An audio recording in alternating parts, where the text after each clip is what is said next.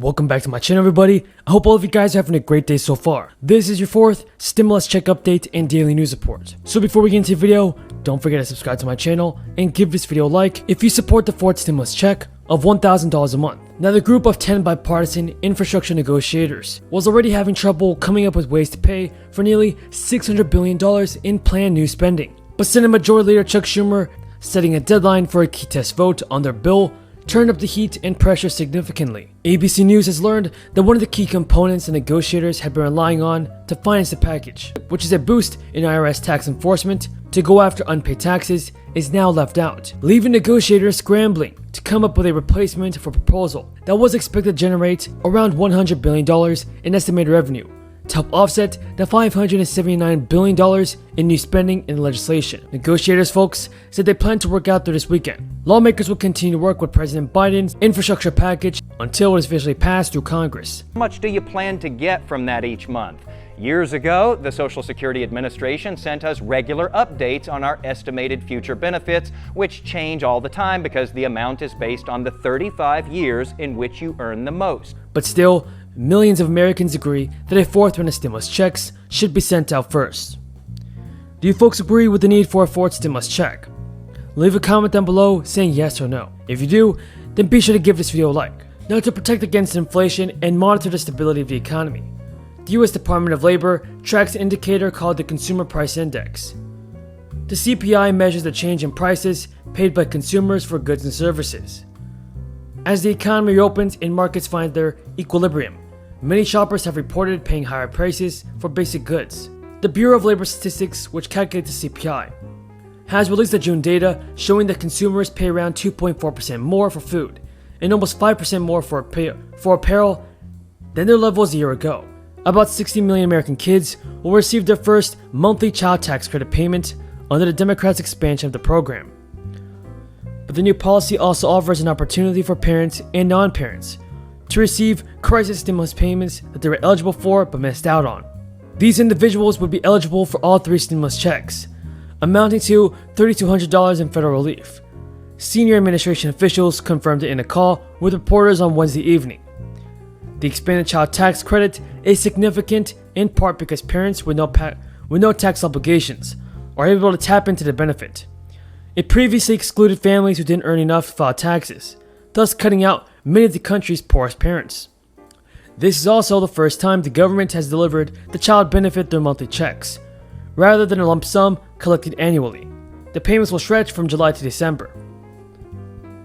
Most parents, though, are eligible for the child tax credit automatically, and they're set to receive automatic monthly payments via direct deposit or a check in the mail. But non-tax filers must sign up for the payments through a new online portal specifically geared to enroll people generally outside the tax system. And another relief program is coming to end. New York, California, Oregon, and Washington State have implemented a host of rental assistance programs and extended their moratoriums 2 months past the CDC's July 31st cutoff over the past month. In addition, states like New York and California, and more than a dozen cities, such as Cleveland, Ohio, have implemented the right to counsel programs, which ensure tenants have legal representation when faced with an eviction. California's recent bill, for instance, also gives landlords rent debt relief and requires owners to seek rental assistance and give eligible tenants the opportunity to seek assistance before eviction. But states like Mississippi and Wyoming, for instance, have spent a small amount, 1 to 3% in fact, of their rent assistance dollars from the federal government, experts say. Both states and more than 24 others have no statewide eviction moratoriums in place. The national moratorium, which was implemented to encourage self-isolation, has been extended 4 times and repeatedly challenged in several courts by groups representing landlords.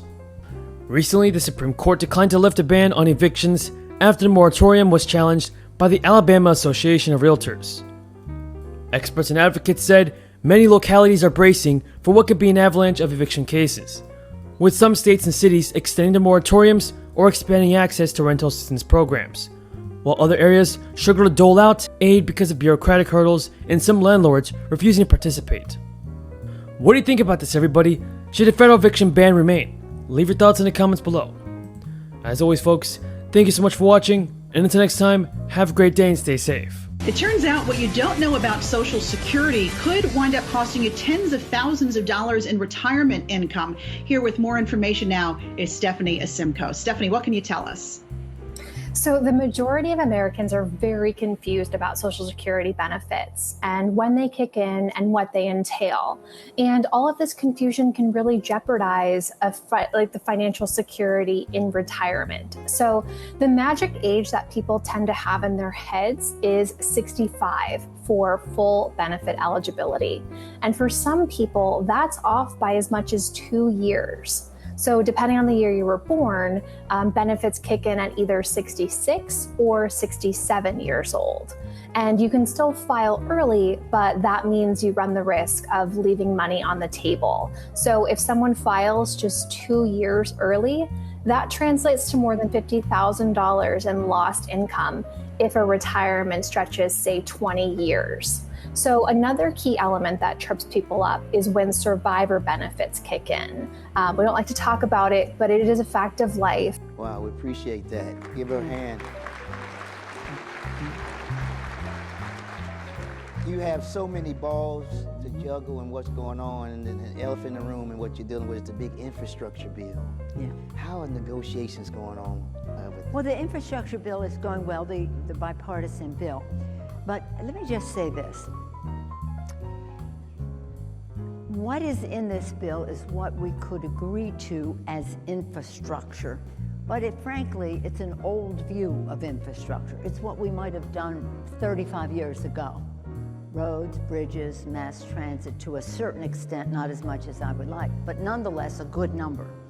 But it isn't about well, it has broadband in it, so that's one future issue, priority that is there. But quite frankly, for our obligation to our children, we have to have a greener infrastructure bill.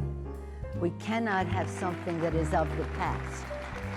And so that involves tax cut, and the greening part of it is about a 4-letter word: jobs, jobs, jobs, jobs. And we have to think of it that way. And we can't just say, well, we're beholden to certain industries in our country, so let's bring everybody together. Yes. Let's bring everybody together, everybody at the table, whether it's business and labor, environmentalists, people of faith, scientists, venture capitalists, farmers, our ag community, so important to protecting our country. Because as you see, we have droughts, we have fires, we have floods, we have natural disasters,